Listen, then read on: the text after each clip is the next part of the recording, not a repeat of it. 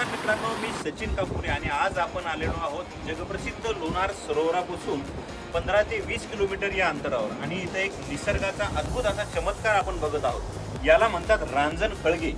पूर्णा नदीच्या आपण आतमध्ये आहोत आणि या जागोजागी तुम्हाला काही किलोमीटरच्या अंतरावर पूर्ण रांजण खळगे दिसत आहेत. तर आता तुम्हाला प्रश्न पडला असेल की रांजण खळगे म्हणजे नेमकं काय?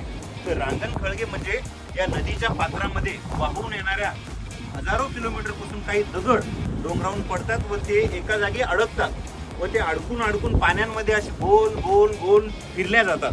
त्या फिरल्यामुळे जो खालचा दगड आहे त्यांचं दोघांचं घर्षण होऊन हे एक मोठं खळगं तयार होतं. याला आपण रांजण खळगे तयार होतो म्हणतो. हे रांजण खळगे तयार व्हायला शेकडो वर्ष लागतात. एक रांजण खळगे तयार व्हायला शेकडो वर्ष लागतात, कारण त्यामध्ये दगडांचा असा राऊंड राऊंड राऊंड राऊंड होत चालतो. जेव्हापर्यंत दगड बारीक होत नाही व त्या खळग्यामधून निघून जात नाही तोपर्यंत हे खळगं तयार होत असतं. तो दगड निघून गेल्यानंतर पुन्हा पाऊस पडल्यानंतर वेगळे दगड त्याच्यामध्ये येतात मोठे व ते पुन्हा घर्षण करत राहतात. असे घर्षण करूनच हे मोठे मोठे रांजण खळगे इथे तयार होतात. हा निसर्गाचा एक अद्भुत असा चमत्कार आपण म्हणू शकता. आणि हा लोणारपासून अगदी जवळ आणि इथून 4 जिल्ह्यांची बॉर्डर जवळजवळ हाकेच्या अंतरावर आहे.